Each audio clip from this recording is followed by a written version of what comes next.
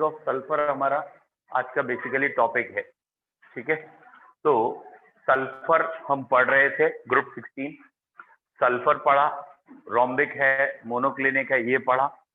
Sulphur के बाद क्या नेक्स्ट हेडिंग स्टार्ट की, सल्फर का एक कंपाउंड SO2। SO2 कौन सा एजेंट है? ऑक्सीडाइजिंग एजेंट और रिड्यूसिंग एजेंट है। कल हमने लास्ट शायद यही लिखा है SO2 में, जो कॉपी में लिखा है दैट इज प्रिपरेशन क्या है और प्रॉपर्टीज में पंजेंट स्मेल है, बर्निंग सल्फर वाली स्मेल है, और ये दोनों एजेंट की तरह काम कर सकता है, ऑक्सीडाइजिंग भी रिड्यूसिंग भी। मॉइस्चर की प्रेजेंस में ये रिड्यूसिंग एजेंट होता है, ठीक है। फिर एक आध पॉइंट और भी लिखा है कुछ,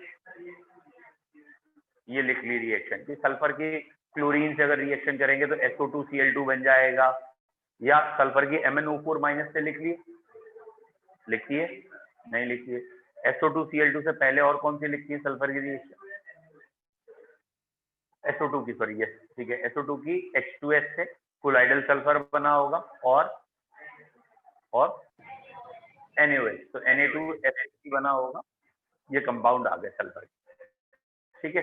तो सल्फर की केमिकल प्रॉपर्टीज चल रही हैं। एक दो रिएक्शन और जो हैं, जो रह गई हैं, वो लिख लीजिए बेटा। नेक्स्ट रिएक्शन लिखते हैं, sulphur has bleaching action also, sorry SO2, ठीक है, SO2 पढ़ रहे हैं हम। SO2 यानी sulphur dioxide has bleaching action also. इसमें ब्लीचिंग एक्शन होगा। ब्लीचिंग तो आप समझते होंगे बच्चों, कलर्ड चीज में अगर रिएक्ट करेंगे तो उसे कलरलेस कर देंगे, इसे कहते हैं ब्लीचिंग एक्शन। तो sulphur dioxide has bleaching action also in presence of moisture, in presence of moisture. It has bleaching action in presence of moisture. तो ये कलर चीजों का कलर उड़ा रही है, ठीक है, in presence of moisture. It is due to its reducing property. It is due to its reducing property. It is due to its reducing property. Therefore, it is temporary. ये reducing property की वजह से है और इसलिए बच्चों ये temporary भी है। It is temporary. What is the meaning of temporary? यानी वो जो कलर उड़ेगा वो दोबारा थोड़ी टाइम के बाद कलर आ सकता है, दैट इज टेम्परेरी। तो व्हाट इज ब्लीचिंग एक्शन? कि अगर कोई कलर्ड सब्सटेंस है बेटा और उस कलर्ड सब्सटेंस की SO2 से रिएक्शन करें, वहां से H आएगा और वो सब्सटेंस फिर कलरलेस हो जाएगा, कलर्ड सब्सटेंस कलरलेस कर देगा। और ये H कहाँ से आए? कल आपने रिएक्शन पढ़ी है या ध्यान होगा, SO2 मॉइस्चर की प्रेजेंस में H अलग और SO3 में चेंज हो जाता है, और ये H ही यहाँ इसको क्या कर रहे हैं? रिड्यूस कर रहे हैं। तो SO2 का ब्लीचिंग एक्शन किसकी प्रेजेंस में है बच्चों? मॉइस्चर की प्रेजेंस। क्लियर हो गया? नेक्स्ट अगली रिएक्शन लिखते हैं SO2 की, ये लिख लिया है, कलर से कलरलेस, ठीक है। थोड़ा बड़ा लिख दूंगा, साफ आ जाएगा आप लोगों को भी, ठीक है। Coloured substance plus H gives you colourless, और ये H कहां से आया वो नेक्स्ट लाइन में बताया था हमने, ठीक। नेक्स्ट बेटा ये रिएक्शन है MnO4 माइनस। अगर हेडिंग लिखनी है तो 1 मिनट रुक जाइए।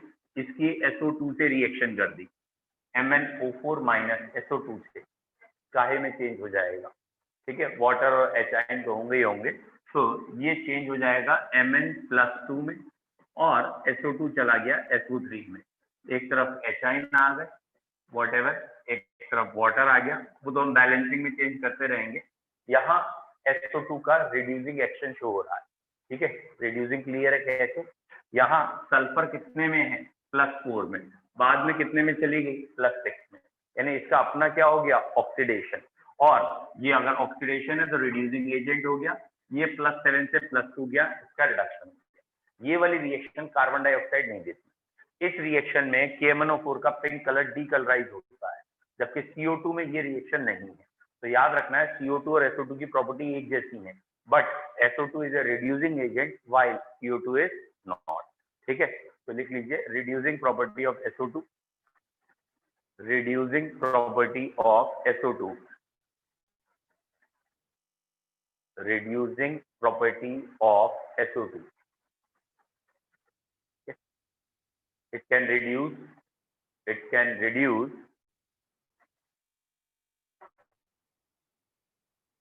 beta per magnet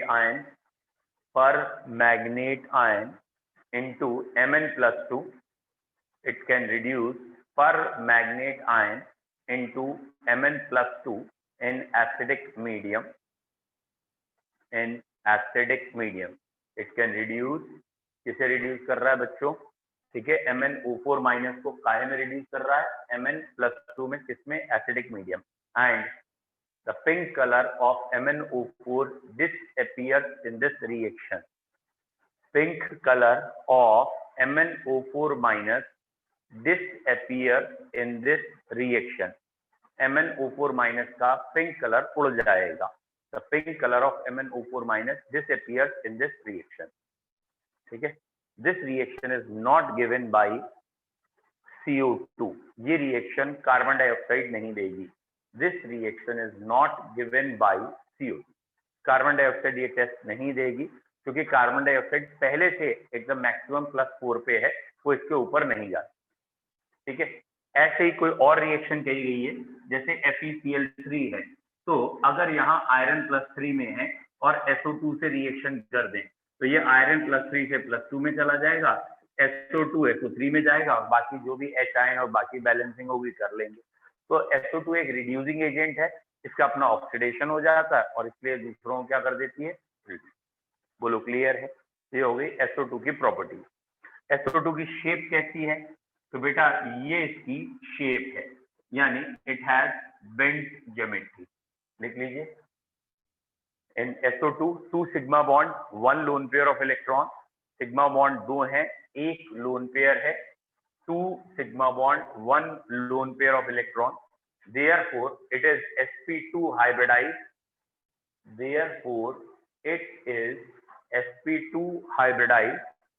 And having sp2 hybridized है और and having bent geometry.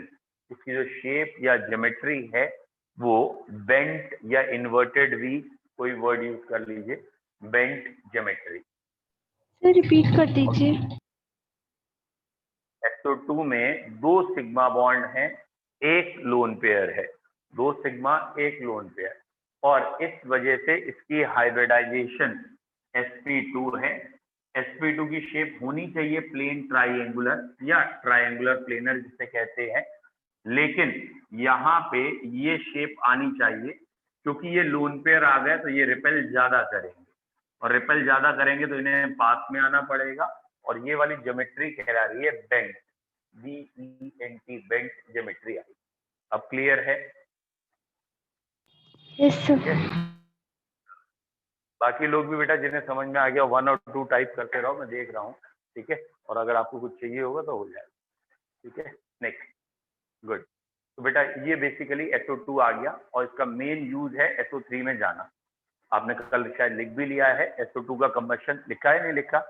मुझे उम्मीद है मैंने लास्ट रिएक्शन आपको ये लिखाई है, SO2 से O2 में रिएक्ट करके SO3 में चेंज करना. नहीं लिखा तो अब लिख लीजिए. और यहाँ हम प्लेटिनम या V2O5 कैटलिस्ट लेते हैं. ठीक है, ये रिएक्शन लिखी है नहीं लिखी? नहीं लिखी तो अब लिख लीजिए. Combustion of SO2. SO2 जब कंबस्ट होता है तो SO3 में जाता है and it is a important reaction.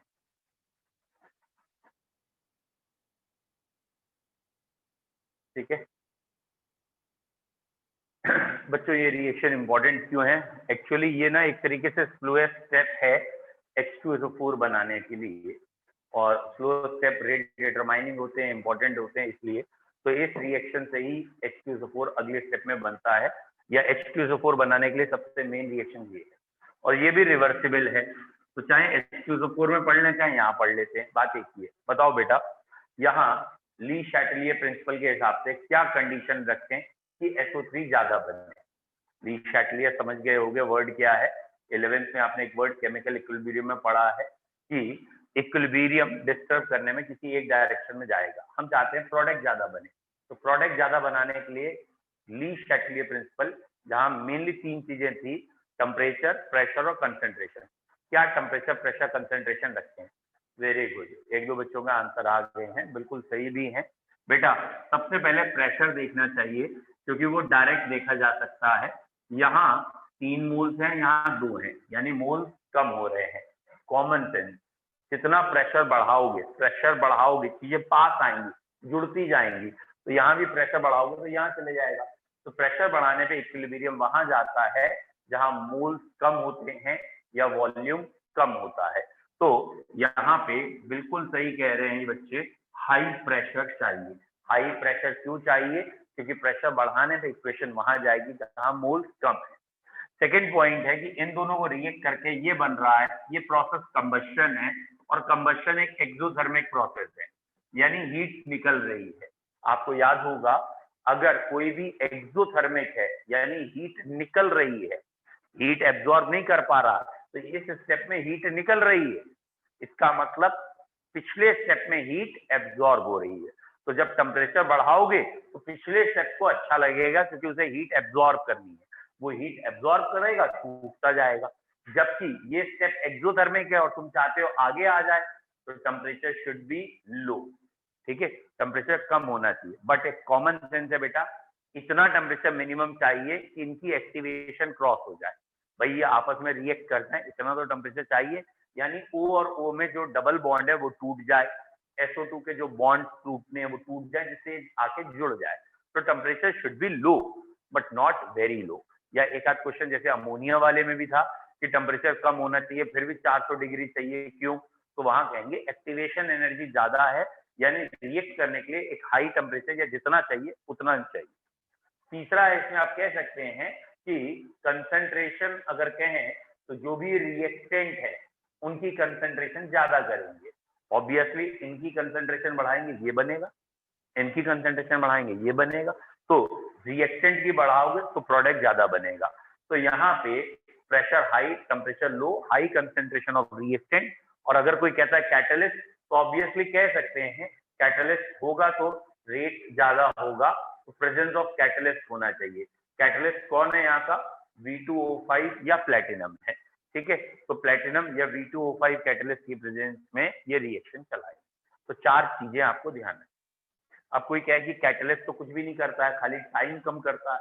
Industrial process में हमें चाहिए कम टाइम में काम हो जाए। Is it clear? तो इसीलिए कैटलिस्ट भी लिखना जरूरी है। ठीक, अब पूछिए बेटा लोकप्रिय क्या पूछ रही?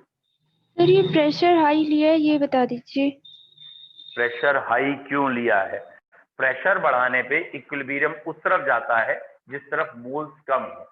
इस तरफ रिएक्टेंट की तरफ 3 मोल्स हैं, 2 इसके स्टोइचियोमेट्रिक और 1 इसका, जहां मोल्स 3 हैं, और जबकि इस तरफ के मोल्स सिर्फ 2 हैं। दैट मीन्स प्रोडक्ट में मोल्स कम है। तो जब हम प्रेशर बढ़ाएंगे, what is the meaning of increasing pressure? ये कंटेनर है, इसमें रिएक्शन हो रही है, और अगर आपने पिस्टन नीचे कर दिया तो ऑब्वियसली ओवरऑल वॉल्यूम कम हो गया, ओवरऑल प्रेशर ज्यादा हो गया। और जब प्रेशर ज्यादा होता है तो इक्विलिब्रियम उस तरफ चले जाता है जहां मोल्स कम होते हैं, इधर ज्यादा थे इधर कम, यानी ये जुड़ के इसे बनाते हैं। क्लियर है? सर सर सर ये टेम्परेचर लो इसलिए लिया क्योंकि ये एक्सोथर्मिक प्रोसेस है। यस, ठीक है। सर इसके टेम्परेचर लो का मतलब ये तो इसके सही आगे है। और बता दीजिए, मतलब समझ में नहीं आया फिर। टेम्परेचर लो लिया है क्योंकि ये एक्सोथर्मिक है, सही है पॉइंट। टेम्परेचर लो क्यों लेते हैं? क्योंकि ये प्रोसेस एक्सोथर्मिक है। क्योंकि अगर टेम्परेचर का मालूम हो तो एंडोथर्मिक रिएक्शन पीछे चली जाती है, या जो डायरेक्शन एंडोथर्मिक होता है टेम्परेचर बढ़ाने पे वहीं चली जाती है। तो ये SO3 का टूटना एंडोथर्मिक है, जुड़ना एक्सोथर्मिक है। तो एक्सोथर्मिक है इसलिए टेम्परेचर कम होना चाहिए। और ओके पूछो, सर। और किसी को कोई डाउट? क्लियर है सब बच्चों को? ठीक है, तो लिख लीजिए, बस एक लाइन में लिखना है बेटा, समझने का था, लिखेंगे तो आप एक ही लाइन में। ठीक है, for the more production of, बेटा ज्यादा प्रोडक्शन करना है किसका? For the more production of SO3। ठीक है, pressure should be high, pressure ज्यादा होना चाहिए। Temperature should be low, pressure should be high, temperature should be low, more reactant ज्यादा होने चाहिए, more reactant and presence of catalyst, catalyst होना चाहिए। और कैटलिस्ट बच्चों V2O5 वेनेडियम पेंटाऑक्साइड भी ले सकते हैं, जो हम लेंगे अगले रिएक्शन में। और इसकी जगह अगर आपको पता है कैटलिस्ट प्लेटिनम भी लिया जाता है, ठीक है। या एक और कैटलिस्ट है NO गैस, NO गैस भी लेते हैं, लेकिन मैंने वो जानबूझ के लिखा ही नहीं है, क्योंकि बेटा NO गैस के लिए जब लेते हैं ना तो प्रोसेस कर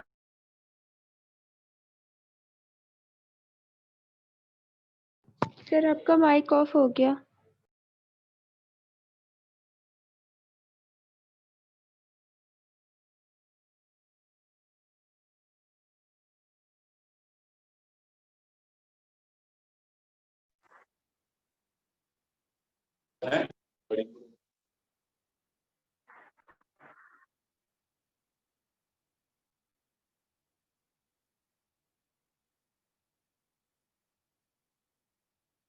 ओके, एक मिनट रोक रहे हैं, ठीक है। नाउ अगली हेडिंग पे आते हैं हम। नेक्स्ट हेडिंग है सल्फ्यूरिक एसिड, ठीक है। ये बेसिकली चाहे सल्फ्यूरिक एसिड डायरेक्ट लिख लीजिए, या पहली हेडिंग का नाम है oxy acids of sulphur, oxy acid of sulphur. बच्चों सल्फर के कितने ऑक्सी एसिड्स हैं, ठीक है। इसमें एक दो क्वेश्चन थोड़े ज्यादा इंपॉर्टेंट है, उसे ध्यान रखिएगा।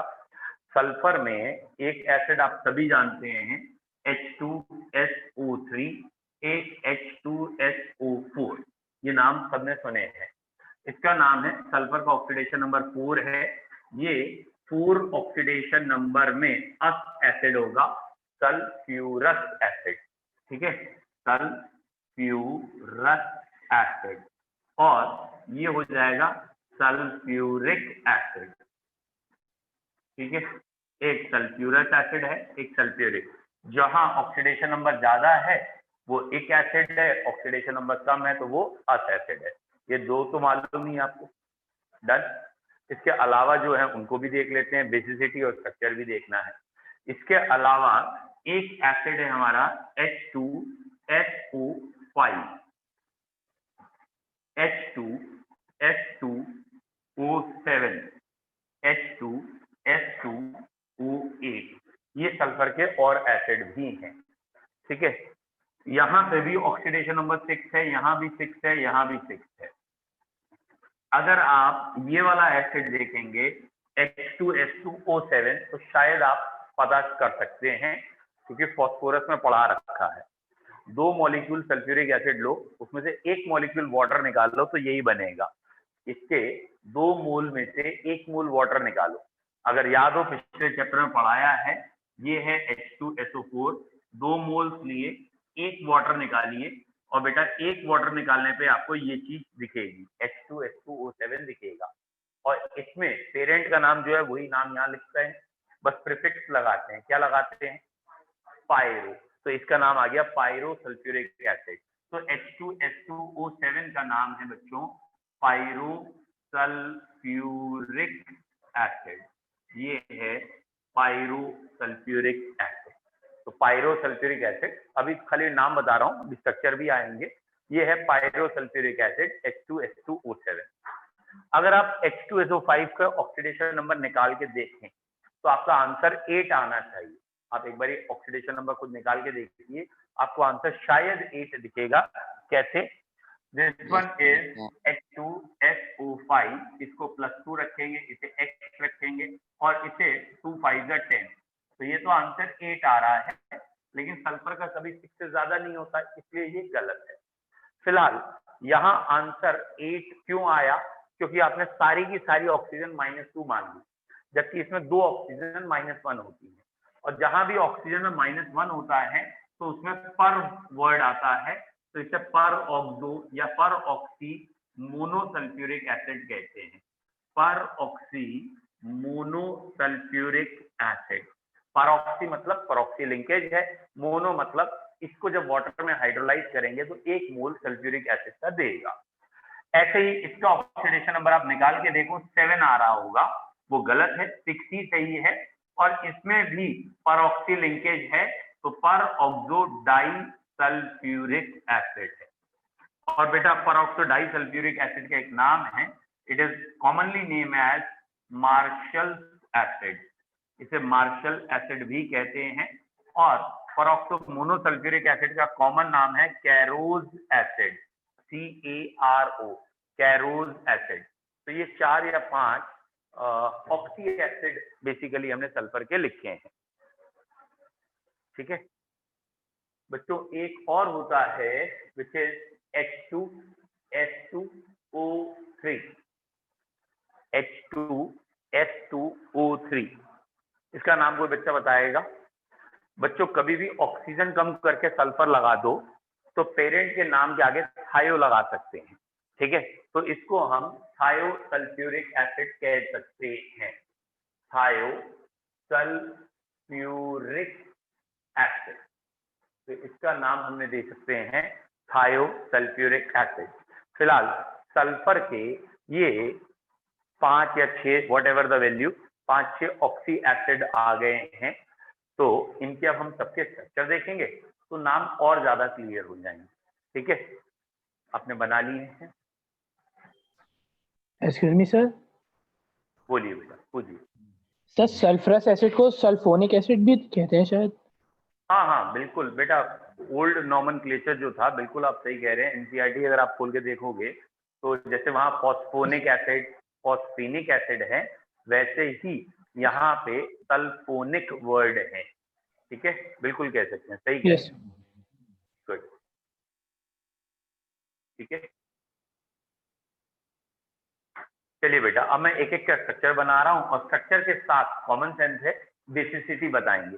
What is the meaning of basicity? कितने H रिप्लेसेबल हैं।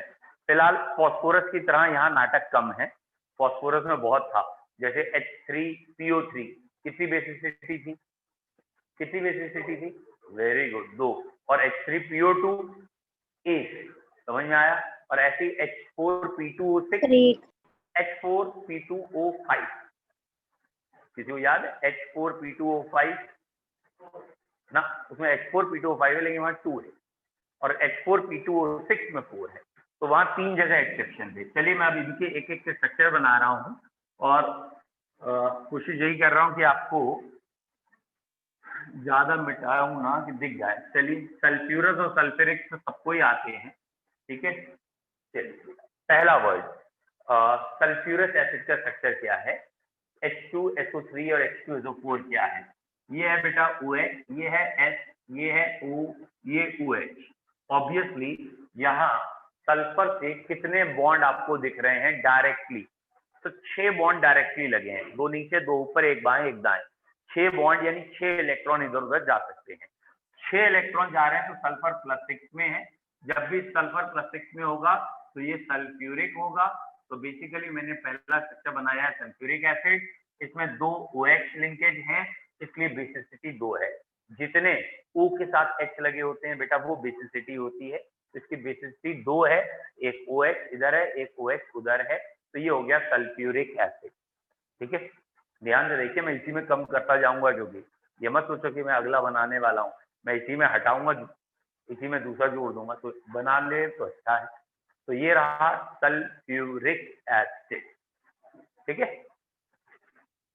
दूसरा बनाऊं बेटा? थायोसल्फ्यूरिक एसिड में दूसरा बना रहा हूं जिसका नाम ऊपर लिखा है। क्लियर? कहीं समझ गए? Very good. एक O हटा के एक S लगा दो, हो गया थायोसल्फ्यूरिक एसिड। ये है थायोसल्फ्यूरिक एसिड। और इसका स्ट्रक्चर अगर आप देख रहे थे तो आपको दिख गया होगा, मैंने बस एक डबल बॉन्ड वाला O हटाया है और उसकी जगह डबल बॉन्ड से S लगा दिया। बेटा ये रेडॉक्स का एक एक्सेप्शन है, इंपॉर्टेंट एक्सेप्शन है। थायोसल्फ्यूरिक एसिड में ये वाला सल्फर -2 ऑक्सीडेशन स्टेट में माना जाता है और ये वाला +6। ये एक एक्सेप्शन है, लिख लीजिए, याद कर लीजिए। और ये बेसिकली बच्चों को ये लगता है, या इवन कई जगह बुक्स में भी लिख दिया है कि एक सल्फर +4 है, एक 0 है, ऐसा नहीं है। सही आंसर है +6 एंड -2। तो ये है थायोसल्फ्यूरिक एसिड। बेटा +6 है तभी तो एक कह रहे हैं, अगर +6 नहीं होता तो एक तो कहते ही नहीं। तो यहाँ सेंट्रल ये सल्फर है और ये +6 में है, इसीलिए इसका नाम थायोसल्फ्यूरिक है। पहले दो क्लियर है। अब मैं तीसरा बनाने जा रहा हूँ सल्फ्यूरस एसिड। तो क्या आपको क्लियर है? सल्फ्यूरस एसिड बन गया है बोर्ड, बोलो क्लियर है? क्लियर है? Yes sir. Very good. Sulphurous acid में क्या किया हमने? बेसिस 2 ही है, बस एक डबल बॉन्ड O हटा के उसकी जगह क्या लगा दिया? लोन पेयर लगा। ठीक है, आई होप तो आप कॉपी में दोबारा बनाएंगे, आप कॉपी में मेरी तरह नहीं कर रहे होंगे कि उसमें मिटा दिया, बोले लो मिटा दिया, हो गया सल्फ्यूरस एसिड। डन। ठीक, Yes, sir. अब हम आगे बढ़ रहे हैं, that is obviously peroxo sulphuric acid या इन सब पे आने वाले हैं। पहले यहाँ तक क्लियर है? इसमें किसी को डाउट है तो पूछ लीजिए पहले। ऑनलाइन वालों में किसी को डाउट है तो पूछ लो। क्लियर? अब अगला है, हाँ बोलो बेटे। हाँ ऑब्वियसली सल्फर, मैंने अभी क्या कहा था, सल्फर में नाटक नहीं है, ये जितने एच लगे सारी रिजिडिटी होती है, ये नाटक सिर्फ और सिर्फ ऑक्सीजन फॉस्फोरस में था। अब मैं आखिरी के 3 वालों पे आ रहा हूँ, तो मैंने एक बार दोबारा स्ट्रक्चर बना दिया है बेटा। ये है HOOSOOH, ये है। आई होप सो ये आपको दिख गया होगा स्ट्रक्चर, और आपको दिख गया होगा मैंने लेफ्ट हैंड साइड 2 O लगातार बना दिए हैं, और जब 2 O लगातार होते हैं तो वो परऑक्सी लिंकेज कहलाता है। ये वाली चीज, ये वाली यूनिट कहलाती है परऑक्सी लिंकेज। और इसे अगर वाटर में डिसॉल्व करेंगे तो 1 मोल H2SO4 का बनेगा, यानी 1 मॉलिक्यूल बनेगा। तो इसलिए इसका नाम रखा है peroxo monosulphuric acid.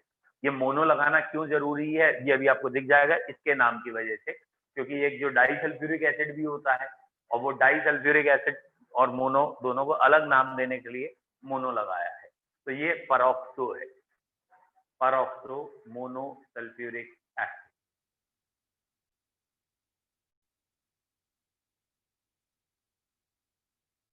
Done? Clear है? सर नेक्स्ट, हाँ बोलो, पूछो सर जल्दी। इसमें बेसिसिटी 1 है। क्यों? ये भी OH लिंकेज है, ये भी OH लिंकेज है। तो अगर OH लिंकेज देखनी है, उस O के आगे क्या है इससे कोई मतलब नहीं। OH लिंकेज 2 है तो 2 H हट सकते हैं, बेसिसिटी 2 ही है। Okay sir. और पूछो, क्लियर है सबको? चलिए सर अगला देख रहे सल्फर हैं। से डायरेक्ट जुड़े हो या नहीं? सल्फर से क्या मतलब है? सल्फर से O जैसे से कोई मतलब, फॉस्फोरस में था ना सर, P से OH डायरेक्ट जुड़े होते थे। P से कोई मतलब नहीं था, सीधा OH से ही मतलब था। कितनी OH यूनिट है? फॉस्फोरिक एसिड में भी P से कोई मतलब नहीं था। P से अगर H है तो वो रिड्यूसिंग एजेंट था, बिल्कुल सही कोरिलेशन है। लेकिन P से OH डायरेक्ट नहीं है। ये मत सोचो कि यहाँ H से OH नहीं है, OOH दिख रहा है, ये वाला बॉन्ड टूटेगा तो H निकलेगा, ठीक है। और ये वाला बॉन्ड 2 है, OH यूनिट 2 है, इसलिए बेसिसिटी 2 है, ठीक है। O से कोई मतलब नहीं। Okay sir sir. परऑक्सी लिंकेज में ऑक्सीजन का ऑक्सीडेशन नंबर कैसे चेंज हो जाता है? कोई अंग्रेज ज्यादा दिमाग मत लगा, ये सिंपल सी बात तुझे नहीं समझ में आई। ये रहा O, ये रहा O, ये रहा H, ये O और O के बीच में इलेक्ट्रॉन घूमेंगे ही नहीं क्योंकि दोनों सेम एटम है। ये ऑक्सीजन सिर्फ इधर से एक इलेक्ट्रॉन लेगा -1, ये इधर से एक लेगा -1, तो इसलिए इनका ऑक्सीडेशन नंबर -1। और मैंने इसलिए तुझे कहा अंग्रेज, क्योंकि मैं इसको चैप्टर के स्टार्टिंग में जहां हमने सल्फर ग्रुप 16 पढ़ाना शुरू किया, हमने वही लिखा है कि ऑक्सीजन का -1 है, -2 है, KO2 Na2O2 -12, तो वहां सारी ऑक्सीडेशन स्टेट लिखी है। यहाँ तक वहां ये भी लिखा है कि अगर फ्लोरीन आ जाएगा तो प्लस में हो जाएगा ऑक्सीडेशन नंबर, +1 या +2। तो ऑक्सीडेशन नंबर आता है कौन इलेक्ट्रॉन गेन कर रहा है या लूज, उसके हिसाब से। हाँ भैया यहाँ तक क्लियर है? तो ये स्ट्रक्चर किसका बना? Peroxy monosulphuric acid. अब बच्चों मैंने यहाँ से एक H हटाया, ध्यान से देखना, इधर वाला H हटाया परऑक्सी वाला, और ये यूनिट दोबारा यहाँ लगा दी है, ये वाली यूनिट दोबारा यहाँ लगा दी है, यानी परऑक्सी लिंकेज अभी भी है और हमने दोनों तरफ ये यूनिट लगा दी है। बोर्ड पे नहीं आ रहा, एक थोड़ा पीछे तक बना देता हूँ। ये परऑक्सी यूनिट थी और हमने यहाँ पे ये रखा। बोलो आपको क्लियर है? ठीक, तो इसका नाम क्या है बेटा? ये है H2SO4, यानी ये क्या है? परऑक्सी डाइसल्फ्यूरिक एसिड। इसे परऑक्सी क्यों कह रहे हैं? इस यूनिट ये से डाइसल्फ्यूरिक एसिड क्यों कह रहे हैं? Because it on hydrolysis gives 2 moles of sulphuric acid.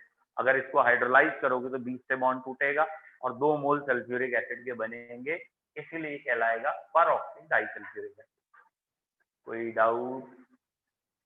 No sir. Good. एक रह गया अब H2SO7। अब वो हमारे को बनाना आसान होगा, पहले यहाँ तक कोई डाउट नहीं हो तब। बेटा H2SO7 के लिए, ठीक है, ये बीच का परऑक्सी हटा दिया जाए और इसकी जगह एक O लगा दिया जाए, हो गया H2SO7, यानी सल्फ्यूरिक से पायरोसल्फ्यूरिक एसिड बन गया। 2 मोल से 1 मोल वाटर अलग होके पायरोसल्फ्यूरिक एसिड बन गया।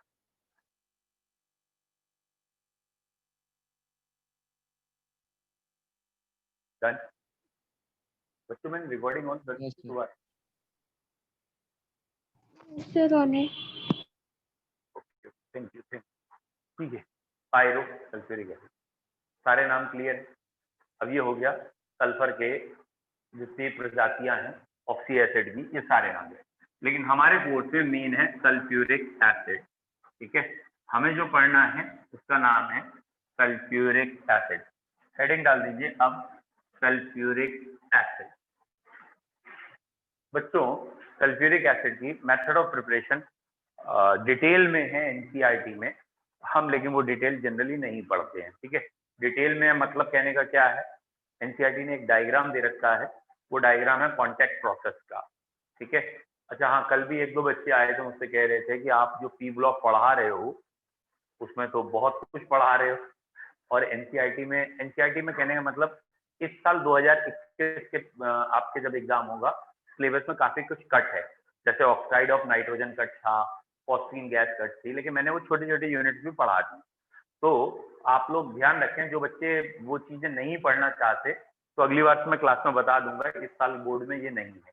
लेकिन मैं क्यों पढ़ा रहा हूँ, क्योंकि आईएससी बोर्ड से वो चीज हटी नहीं है। एक बात तो कुछ बच्चे आईएससी वाले हैं, उनका हम नहीं कर सकते। ऑलरेडी मैंने KMnO4 और K2Cr27 नहीं पढ़ाया, तो उनका अभी तक पेंडिंग है। ठीक है, तो कुछ आईएससी में नहीं हटी है इसलिए। और दूसरा ये है कि कुछ बच्चे ऐसे हैं जो कंपटीशन भी दे रहे हैं या साथ साथ थोड़ी बहुत तैयारी कर रहे हैं, तो अगर मैं कट करना शुरू करूंगा तो उनका बहुत बड़ा नुकसान होगा, क्यों कंपटीशन में तो आना ही आना। इसलिए मैं कोशिश यही कर रहा हूँ, जब मेरे पास थोड़ा बहुत टाइम है तो पूरा ही पढ़ा के। ठीक है, तो जिसको अगर लगे कि नहीं यार थोड़ा कोर्स जल्दी करा दो शॉर्ट करके, तो मैं बता दूंगा, ये चीजें हट जाएंगी, आप रिवीजन में देख लोगे तो और इजी। ठीक है, नाउ द सल्फ्यूरिक एसिड, इसमें मेन मेथड है, इसमें जो मेन मेथड है उसका नाम है कॉन्टैक्ट प्रोसेस। हेडिंग हो गई मेथड ऑफ प्रिपरेशन, और मेथड ऑफ प्रिपरेशन में पहली हेडिंग हम लिखेंगे कॉन्टैक्ट प्रोसेस।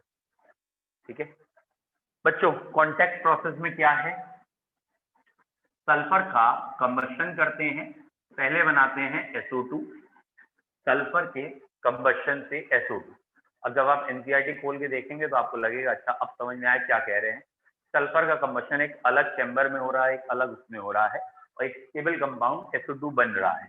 SO2 से SO3 बनाना मैं थोड़ी देर पहले भी कह चुका हूं आपको कि ये एक टेढ़ा काम होता है, ये रेट डिटरमाइनिंग स्टेप है, और इसमें इक्विलिब्रियम भी एग्जिस्ट करता है। तो इसमें प्रॉपर कंडीशन चाहिए होती हैं टेम्परेचर प्रेशर की, जो हमने डिस्कस कर ली हैं। तो अब हम यहाँ डिस्कस नहीं करेंगे कि यहाँ टेम्परेचर लो होना चाहिए, प्रेशर हाई होना चाहिए, कैटलिस्ट होना चाहिए, और कैटलिस्ट में कॉन्टैक्ट प्रोसेस लिखा है तो V2O5 हमारा अच्छा कैटलिस्ट है, या प्लैटिनम कैटलिस्ट। डन? जब ये SO3 बन जाएगी फिर इसको हम एब्जॉर्ब कराते हैं H2SO4 पे। ठीक है, SO3 को काहे पे एब्जॉर्ब करा लिया जाता है, H2SO4। ठीक है, जिससे कि और इम्प्योरिटीज एब्जॉर्ब ना हो। तो SO3 के साथ अगर बाकी कोई इम्प्योरिटी है वो वहीं की वहीं रह जाएंगी, H2SO4 डालेंगे, H2SO4 SO3 को एब्जॉर्ब कर लेगा।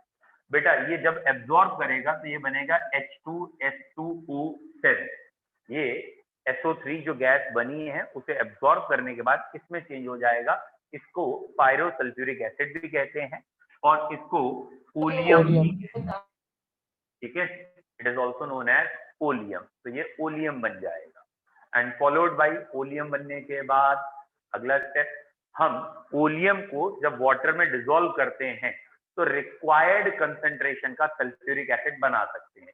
मतलब H2SO7 plus water can give you H2SO4, whatever the balancing उसे देख लीजिएगा, 2 मोल्स H2SO4 बनाएगा। तो पॉइंट क्या है, ओलियम पहले बनाते हैं और ओलियम को जब वाटर में डिसॉल्व करते हैं तो जो कंसंट्रेशन चाहिए 50%, 48%, 68%, उतनी कंसंट्रेशन का सल्फ्यूरिक एसिड बन जाएगा। बेटा sulphuric acid is known as king of chemical, ठीक है, या ये कहें किसी नेशन की, कंट्री की केमिकल स्ट्रेंथ, इंडस्ट्रियल स्ट्रेंथ इस पे डिपेंड करती है। इसे लिक्विड गोल्ड कहा जाता है। मतलब इंडस्ट्रियल स्ट्रेंथ डिपेंड करती है कि कोई कंट्री केमिकल्स में कितना ज्यादा स्ट्रॉन्ग है, डिपेंड करता है वो एक साल में कितना ज्यादा सल्फ्यूरिक एसिड का प्रोडक्शन करता है। तो इसीलिए it is most important chemical in the industry, ठीक है, और देखने में येलोइश कलर का है तो इसे लिक्विड गोल्ड की तरह कहा जाता है, यूज कर सकते हैं। मतलब गोल्ड का मतलब ये नहीं कि ये नॉन रिएक्टिव है या उसकी तरह महंगा है, बट इंपॉर्टेंस इसकी बहुत ज्यादा है, ठीक है, इससे बाकी केमिकल्स का प्रोडक्शन होता है। लिख लिया आपने, पूछो बेटा। एक्चुअली ना जब आप इसका एनसीईआरटी का डायग्राम देखोगे तो आपको अपने आप क्लियर होगा कि 4-5 टावर्स दे रखे हैं, ठीक है, मतलब अलग अलग चैम्बर्स दे रखे हैं किसमें क्या क्या रिएक्शन होती है, और वहां पे जब हम ये शुरुआत करते हैं तो इम्प्योरिटीज भी बहुत होंगी, ठीक है, और उन इम्प्योरिटीज में अगर हमने डायरेक्ट वाटर मिलाया तो भी H2SO4 ही बनेगा, लेकिन वो जो कॉन्टैक्ट प्रोसेस या जो दे रखा है उन्होंने उसमें इम्प्योरिटीज ये सब आ जाएंगी, कंसंट्रेशन रिक्वायर्ड का नहीं बनेगा, ठीक है। वैसे मैंने इस क्वेश्चन सोचा नहीं कि अगर हम डायरेक्ट वाटर ऐड करें क्या होगा, मतलब प्रोसेस चला आया है उसी को अभी देखते हैं, कल बताता हूँ अगर कुछ स्पेशल होगा। इम्प्योरिटीज की वजह से हम कहते थे, कोई दिक्कत? नो मिटाई दें। अब H2SO4 के ना 2 क्वेश्चन 3 क्वेश्चन बहुत पूछे गए हैं। जैसे एक है ये डिहाइड्रेटिंग एजेंट, और एनसीईआरटी ने पता नहीं क्यों एक क्वेश्चन दे दिया why it is dehydrating agent, मतलब H2SO4 is a dehydrating agent के आगे वाई लगा दिया, ये डिहाइड्रेटिंग एजेंट क्यों है, कोई बच्चा बताएगा? ठीक है, कोई बहुत बड़ा अच्छा रीजन तो है नहीं, बस हम क्या कह सकते हैं, इस वजह से है, मतलब H2SO4 यूज हो रहा है इस वजह से। नहीं क्वेश्चन तो सुन ले बेटा, क्वेश्चन मैंने कहा why H2SO4 is a dehydrating agent, ठीक है। सर तो ये एसिड OH हटा देता है। हाँ बिल्कुल, इसीलिए तो ये डिहाइड्रेटिंग एजेंट क्यों है, because it react readily with water, कहीं पानी आ जाए तो ये तुरंत रिएक्ट कर लेता है, ठीक है, पानी को एब्जॉर्ब कर लेता है, और उस रिएक्शन का डेल्टा जी नेगेटिव है, हाईली नेगेटिव है, तो it readily react with water forming, या ये कह सकते हैं the reaction having high negative delta G, इसका डेल्टा जी बहुत नेगेटिव भी है, therefore it acts as dehydrating agent। तो क्वेश्चन कुछ ऐसा है, एनसीईआरटी में ही है कि why H2SO4 acts as dehydrating agent due to its strong interaction with water, ये वाटर के साथ बहुत ज्यादा स्ट्रॉन्ग इंटरेक्शन रखता है, इसलिए डिहाइड्रेटिंग एजेंट है, ठीक। H2SO4 बच्चों 2 सीरीज में सॉल्ट बनाता है, कोई बच्चा बताएगा 2 सीरीज में सॉल्ट बनाता है का मतलब समझ में आया? चलिए चेक करिए क्या कह रहे हैं। ये है H2SO4, ये पहले एक एचाइन लूज करेगा और ये बनाएगा, दिस इज नोन एज, ये पहला स्टेप हुआ इसका आयनाइजेशन का, और ये रहा बच्चों दूसरा स्टेप, ठीक है। Ionisation is a reversible process, तो ये 2 सीरीज में रिएक्ट करता है, तो ऑब्वियसली 2 स्टेप हो गए, मतलब एक सॉल्ट यहां से बन सकता है, एक सॉल्ट यहां से बन सकता है। कहने का मतलब जैसे NaOH की रिएक्शन की तो एक बन सकता है NaHSO4, एक बन सकता है Na2SO4। तो बेटा NaHSO4 इसका एसिडिक सॉल्ट कहलाता है, मतलब अभी एक H हट सकता है, ये इसका नॉर्मल सॉल्ट कहलाएगा। डन। तो एक पॉइंट तो ये आ गया, it forms 2 series of salt. पूछो बेटा शिव क्या पूछ रहे हो? ये समझ में नहीं आया ये वाली, मतलब H2SO4। बेटा जल्दी बोलो, क्या नहीं समझ में आया? सर जो आपने बताया H2SO4 मतलब टूटता है और फिर ये बनाता है H+। H2SO4 टूटता है, ये समझ में नहीं आया? नहीं तुम सर, यार बड़े मस्ती के मोड में बैठे हो। बेटा इसमें क्या नहीं समझ में आया? H2SO4 में से या तो एक और दिखे या नहीं हमें, एक एचाइन हटा और HSO4 नेगेटिव बना, फिर HSO4 नेगेटिव में एक और एचाइन हट गया, सल्फेट बन गया। ये एक एसिड है, एचाइन छोड़ना इसकी प्रॉपर्टी है। जैसे तुम एक स्टूडेंट हो, मजे लेना तुम्हारा काम है, ठीक है, जबरदस्ती तुम मजे ले रहे हो मुझसे, और कोई रीजन नहीं है। मैं उसका कहना मुझे नहीं समझना है क्यों टूटा, तो उसके सपने में आया था टूटना है तो टूट रहा है, टूटने दो उसे, ठीक है। H2SO4 टूट रहा है एचाइन और बाइसल्फेट में, इसे बाइसल्फेट या हाइड्रोजन सल्फेट कहते हैं। और HSO4 जो है वो एचाइन और सल्फेट में फिर टूट जाएगा। ये दो सीरीज में टूट रहा है, मतलब पहले एक एचाइन लूज हुआ फिर एक और लूज हुआ। और मैंने कहा अगर NaOH की रिएक्शन H2SO4 से की है, NaOH की रिएक्शन अगर H2SO4 से की है तो जरूरी नहीं है H2SO4 के दोनों H एक साथ हट जाए, और पहला H हटा तो ये बना, दूसरा H हटा तो ये बना। म्यूट हो गए आप। म्यूट।